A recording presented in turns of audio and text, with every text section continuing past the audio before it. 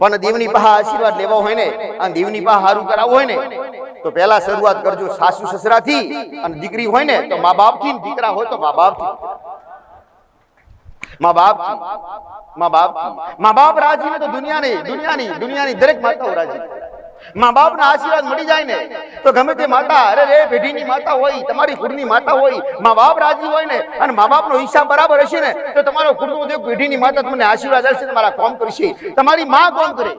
તમારા ટોપા તમારી માં કરે. તમને દુઃખ ન પડવા દે તમારી માં. પણ ક્યારે ઈ માને તો પગે હવું લાગે. ઈ માં પાસેથી મેળવવાનું હોય ઈ તો હવું પગે લાગે, પણ મોટી મિલકત માં જ.